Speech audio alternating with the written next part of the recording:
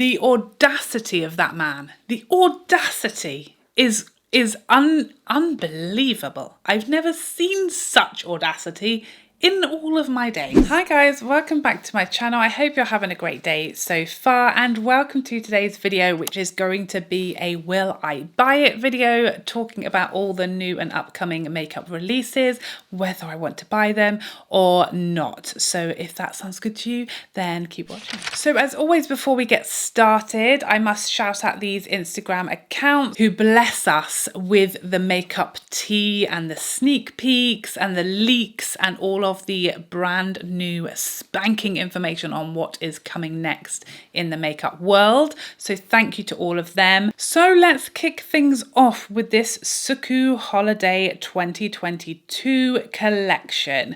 This all looks pretty to me. I feel like the lipsticks are telling me it's spring rather than winter, but everything looks nice, everything looks pretty. I do really like the Suqqu blush formula, but these products in general, this collection in general, is just not screaming, buy me, buy me, buy me. You know, I feel this time of year, the collections, like, you have got to be like delivering the goods to get me to buy you in holiday season. It's got to be exciting. It's got to grab me. It can't be looking like everything else all year round, because there's a lot of competition, okay? Competition is fierce for holiday 2022, especially. Even more so than most normal years. And this just isn't enough for me, you know, in amongst all of the other collections coming out, even for review purposes. I can only review so much. I only have the one face. So even for that purpose, I feel like this is a pretty easy skip. Like in general, as far as the whole collection, the lippies are like more so spring shades. The blushes feel very samey for the brand. The eyeshadows, again, I feel like we've seen these color stories from the brand. This whole collection is a very easy pass for me. It's like, it's not enough to compete among everything else that's coming out right now. Next up, let's look at this new large eyeshadow palette from Huda Beauty. This is the Empowered palette. I really like this. I really like this. I love this color story. I like that it has warm and cool tones in there. I like that she's ditched the science experiment pan. I'm really happy not to see like a COVID themed shadow in this one. We've ditched that. I don't mind the swirly shadows. That's okay with me. I wish the golds weren't in there. Quite, if we're gonna be nitpicky, I wish the two golds went in there, but they are, and I can live with that. Take those out, and that's a beautiful, pretty neutral, like everyday soft glam palette to me. I like it a lot. I feel like those larger eyeshadow palettes from Huda are always pretty solid, like performance wise. I'm on the fence as to whether I need to pick it up. It's really hard this time of year, because I definitely don't need this palette for myself, but I think it looks really nice. And if you guys are interested in a review, then please let me know, because I'm not sure how interested you guys are going to be in this palette in amongst the Pat McGrath and the Charlotte Tilbury and all of the holiday collections are coming out. So you tell me, do you want a review on this or not? You guys decide, okay? Do you want a review from me of this eyeshadow palette, like a 3-looker? Do you want one of those? Because I'm more than happy. I'm especially drawn to the left side of that palette with those smoky, like greyish tones. Ooh. So yeah, I like it. I like it a lot. I don't necessarily need it, but I am more than willing to review it for you guys. Take one for the team, okay? Next up, speaking of holiday, oh my God, I thought my battery was dying then, but it's just the recording button. So everybody calm down. Speaking of holiday, before I rudely interrupted myself, is the Dior Golden Bouquet palette. I mean, this is a quint, so I appreciate getting to say that word. It's one of my favourites. But this is like just, you know, it's neither here nor there. I can't get excited for this. It's very like, you know, it's exactly that. I feel that Dior are a brand kind of in the ballpark of Chanel, where their eyeshadows are a bit more like muted, understated. And this, I mean, I can't barely see a difference between the 4 outer shades. And then they've just whacked a matte brown in the middle, presumably for the aesthetics of the thing. That the quint. Doesn't make any sense to me. I don't feel like I'm going to get any light and shade from those shadows, and I feel like it's going to look very on the eyes. So that is a no from me. Next up, let's talk about this Nars Rising Star Cheek palette. I love these palettes. I love them. I really like that this does not have orgasm in it. That's number one win for me. I love the star embossing on these blushes, and I love the array, the choice of shades that we've got in here. I love all of this tick in my boxes. I'm not a huge fan of the packaging, like the palette itself, the black with the gold stars. I've definitely seen like packaging from Nars that I love more. The hammered metal, that was it for me. That was chef's kiss. This is a bit less exciting for me packaging wise, so there's that. But yeah, I mean, I have about 6 of these palettes now, so I hope I will be getting this in PR, because I am on Nars's PR list, so I hope I'll get this in PR and I can review it for you. I don't think I'd buy this for myself because I have 6 of these already, so that would frankly be ridiculous to keep buying them, because they are Nars blushes, similar colour stories. I don't think we need every single one every year, but that's just me. Next up, let's talk about this Tom Ford White Suede Eye and Cheek palette. Here's the thing about this. So I have wanted to try one of these palettes for a long time. They released, was it like 4? I think last year. Was it last year? Someone confirm. And we only ever got like a couple of them here in the UK, months and months after the US had them. And we didn't get all 4. I don't think. If we did, they were gone very, very quickly. So I have wanted to try one of these for a long time. When I started to see the promo shots of this, I was like, yes, yes. If it comes here, I want it. Will it come here? Who knows? I don't know. But probably not. Maybe by the summer. But then I started to see like swatches and reviews of this, and now I'm not so worried, because apparently it's awful,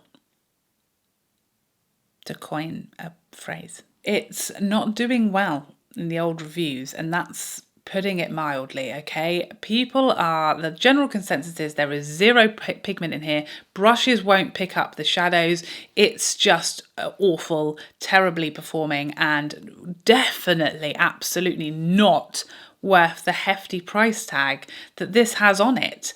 So this is going to be a pass for me. I don't want to throw £100 odd in the bin, for something that I'm never going to use again and is going to be very disappointing. So sometimes it does actually pay off that we get stuff later here than the US, because we can save our money on rubbish like this. Next up, let's have a look at these Byredo Lip Lacquers. These kind of really caught my eye when I first saw them, because I was wondering if these were like Byredo's answer to like the House Labs lip lacquers. What I was hoping these would be is like a really pigmented, shiny liquid lipstick that is transfer proof, that does not move, a bit like the Chanel double tenue, double-ended, the ones. That's what I was hoping these are. So initially I was quite excited, but then I quite quickly learned that they're not. I think they are just a normal sort of shiny lip lacquer. So I was slightly disappointed. The packaging on this nearly had me. The shades is what keeps me remaining on the fence. I'm still on the fence with these. They are expensive. I think they're £40 each. The shades just aren't quite tickling my pickle enough to make me leap off of the fence and into purchase field. If that all made perfect sense, then you've been here too long. Okay, be afraid. So yeah, at the moment I've kind of just allowed them to pass me by, and until I start seeing incredible reviews telling me they're like the next Chanel and they're incredible wearing and they bring out maybe some more exciting shades, I'm going to stay firmly sat on my fence, on the style, ready to climb one way or t'other. Next up, let's have a look at this Urban Decay by Robin Eisenberg palette. This is, I think, the most exciting thing I've seen from Urban Decay all year, if not for years prior. to this one. I love the packaging. That is super cool and cute and different. The colour story, also super colourful, but it is super colourful, but I feel like it also works. Like the way it's kind of got, it reminds me a bit of a Charlotte Tilbury large eye palette, as in that it has like the 3 different sort of quads that go together to make a look. I can look at this palette as someone who is afraid and terrified of colour, and I can see how I would put looks together. I can see the shades that go together. I can see the looks. I can visualize it in my mind's eye. And that's not something I can say very often. When you look at all of these colours, it makes sense. It's cohesive. I think it looks beautiful. Is it for me?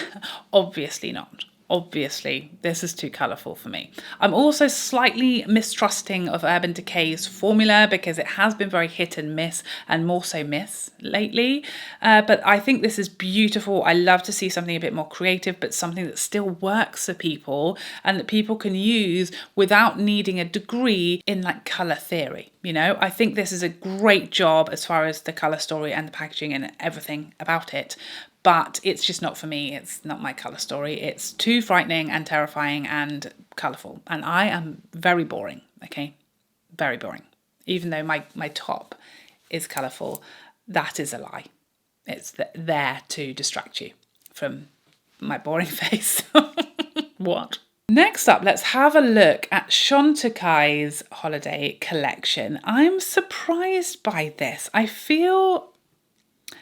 My prediction, I don't feel like this is it from Chantecaille. Chantecaille's holiday collections are always over the top, luxurious, crazy, beautiful, like enhanced packaging with jewels and gems and pearls all over the place. And this is very understated from Chantecaille, so I'm quite surprised. I will say that a lot of it looks quite light, like the blush, I just don't know that that's going to show up on me. The highlight looks very light. It all looks quite sort of light medium skin tone focused. So yeah, I don't know that any of this is going to work on me. I think it's a nice understated classic collection, but there's nothing really that's screaming my name or that's calling and speaking to my soul. I wonder if there's more coming, because this is quite different to what Chantecaille typically puts out for holiday. So I wouldn't be surprised if there's more coming. But this in itself, while I appreciate it's very beautiful, understated, classic, pretty, it's like it's not doing it. It's not doing it for me. It's just like I'm looking at it, I'm seeing it, I'm liking it. I'm not compelled to throw my money at it. You know? Next up, let's take a second look at the Charlotte Tilbury holiday release, because we now have a bit more of it that has been leaked that we can see with our eyeballs. So initially we spoke about this, we had a picture of one palette, which was I think the lighter one. We now can see that there are 2 versions of this cheek palette. Both of these feature what looks like 2 blushes and 2 highlights. There's a light medium and a medium deep. And yeah, it looks like the lighter is very pink leaning and the deeper is very peachy coral leaning, which tickles my pickle. Both of these look insanely stunning. Okay, if I was buying for myself, a consumer to use, I'm 100% would be getting the peachy and leaving the pink one where it is. I will pick both of these up for review purposes, but my heart is immediately drawn to the peachier one because it's just what I like and what I love. Okay? I can't fight it. But we also now see that this collection is going to include at least 2 of these single eyeshadows. Single eyeshadows do not do it for me. I don't know about you, but I am a palette girl typically, unless it's like maybe a cream on the go type of situation. Even if I'm just doing a single shadow look, I would typically reach for a palette to use a shadow from. I really do not buy single eyeshadows anymore, and I haven't done for some time. So again, if it was for myself, my own personal use, I would skip on the single eyeshadows. I've got a lot of Charlotte Tilbury eyeshadows. I don't need like single ones on their own. I already have lots of palettes that I'm sure contain these shades in. But yeah, whatever comes out in the Charlotte Tilbury holiday collection, I will review, because I think it's my most, you guys' like favorite brand. It's my favorite brand for sure, I think. I think. I always say I think. I think it is. It's definitely right up there. But it's definitely like the most popular brand on my channel. So I'll always try to review everything I can for you guys, especially with big collections like this. So I will review whatever they put out there for you guys. But for my own personal use, I would probably just be picking up the Peachier face palette. But yeah, this is all delightful. The packaging, the colours, it's very holiday, it's very Charlotte Tilbury, it's very beautiful on the eye, and I can't wait for it. Hopefully it's coming soon. And then from one extreme to the other, let's briefly talk for amusing purposes about the Brad Pitt skincare line. Now here's the thing, if you were to show me these products, Le Domaine is what the brand's name is. If you were to show me this picture of these products and you did not mention anything about Brad Pitt, the packaging, I love it. Very classy, unique. I love those like wooden lids. I'm obsessed. This is to die for packaging. I love it. But then when you tell me that this is Brad Pitt's skincare line and these are the prices, okay, hold your breath, sit down, because the serum is £290 and the moisturiser is £240. I mean, so you're Brad Pitt. That don't impress me much.